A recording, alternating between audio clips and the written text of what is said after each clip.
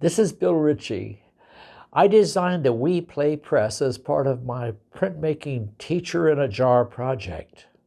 This is one of the first 4 trial proofs of the press. In this video, I'm going to show this one and the other 3. First, I want to explain why I call it a trial proof. It's because I think of 3D printing as the 5th printmaking process after the first 4. The printing of intaglio, printing relief, printing silk screen or stencil, and planographic. This is the 5th method. It's unique and has not yet been recognized as a printmaking technique, but I do. And so, since we have a practice in printmaking of taking trial proofs before we go into the real editioning process, it's a long story, but we make sure that everything is perfect before we start making the real thing. So this is a trial proof of a print, which is actually a press that makes prints. Anyway, that's why I call it a trial proof. There are 4 trial proofs I've been making since December of 2025. It's taken me a long time because I'm a slow learner and I have to learn how to do 3D printing, 3D modeling, and all the other variables. Plus, I have a life. But I'm happy with these first 4 trial proofs.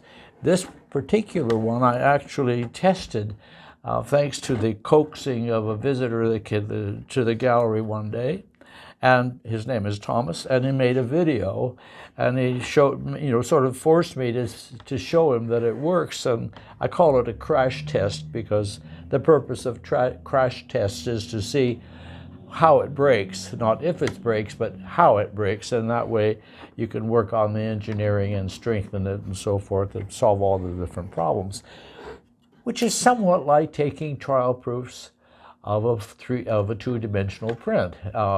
You see what's wrong with the lithograph that's filling in. You see what is wrong with the stencil that's plugging up, or the intaglio that's not printing the lines correctly, and so on.